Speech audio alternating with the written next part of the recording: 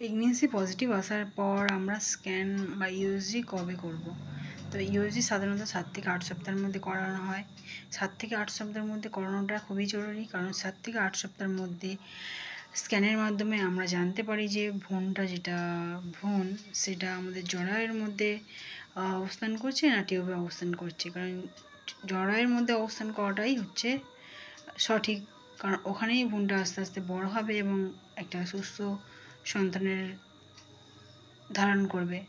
কিন্তু ওটা যদি টিউবে ধারণ করে তো আমাদের জীবনহানির সংখ্যা রয়েছে, যার জন্য আমাদের 7 থেকে 8 সপ্তাহের মধ্যে প্রথম স্ক্যানটা করা জরুরি। এছাড়া এই স্ক্যানের মাধ্যমে আমরা ভ্রূণের মধ্যে হার্টবিট এসছে কিনা এটা জানতে পারি।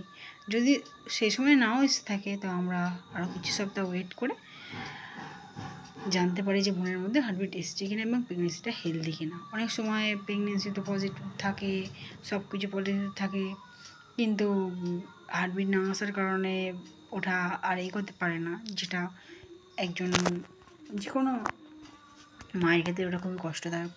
কিন্তু আমাদের তো সব কিছু মেনে নিতে হয়, তো আমাদের এটাও মেনে নিতে হয়। তো প্রথম স্ক্যানটা করে নিলে আমরা নিরাপদ থাকি এবং নিশ্চিন্তে আমরা পরবর্তী ধাপের দিকে এগিয়ে যেতে পারি।